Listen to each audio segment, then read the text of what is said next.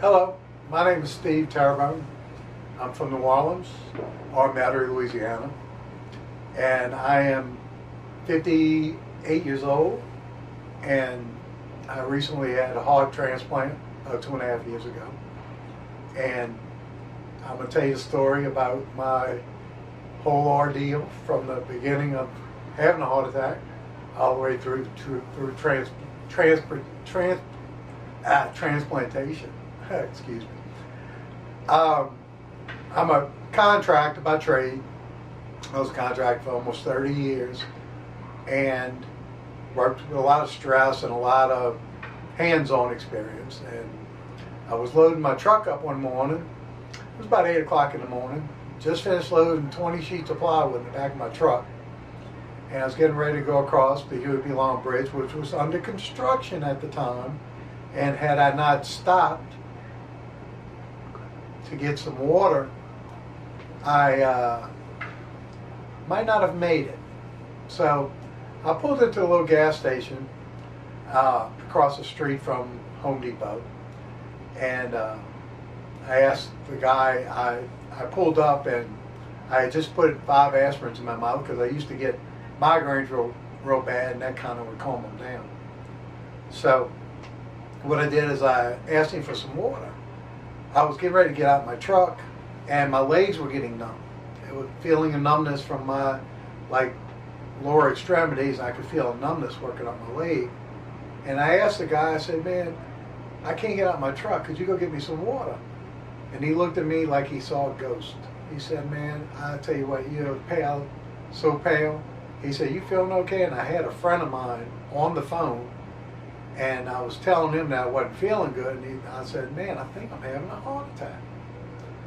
And so he says, "Well, I'll call 911. Let me get off the phone. Call your wife." So I got off the phone with him. He called 911, and I got on the phone with my wife. And I told her, I said, "Look, I think I'm having a heart attack." Some guy called Richard had called the ambulance, and I was getting ready to talk to the guy again, and I told him, I said, "Man, I can't really talk too well." I handed him the phone, the guy that went inside and got me some water. And his name was Michael.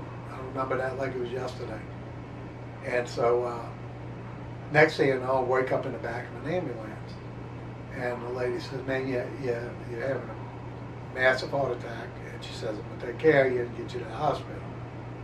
And so I went out again. And the next time I remember waking up, she was yelling at the actual driver, telling him to hurry up, get to the hospital. So he hurried up and got to the hospital, and the next thing I remember is waking up in the hospital and the doctor over me saying, "Well, you're having a massive heart attack, and I'll do the best I can to help you out." And then I went blank again. But the real part, and then after that, I wound up having 2 LVAD surgeries, which replaces your heart for the time being. I had 10% refraction rate, so my heart was doing really bad. So I went through the 2 LVADs, and then after 3.5 years, one of them had failed, so I had to have another one done, and then 3 months after that, I wound up having my heart transplant. I was in and out of the hospital about 7 days after the transplant, and I've been doing fine ever since. One important part of the story is when I was actually having the heart attack, I saw some things which I thought I would share with you. Is once I saw my dad, and my dad was kicking me, telling me, "Get up, get up." He said, "You got grandsons to worry about." And so that must have been when they first paddled me or shocked me, because I had coded 3 times. And the second time, actually, I'm a strong believer. I'm a Catholic, and I did see Jesus. And he told me, he said, if you believed, everything would be okay. And then the third was really nothing, but they did shock me 3 times. And I'm a strong believer, and I was a strong believer from the very beginning. And I just wanted to share my story with you, to tell you that you got to be strong. through transplantation, and I wanted to thank my donor, wherever you may be. I'm going to get in touch with you.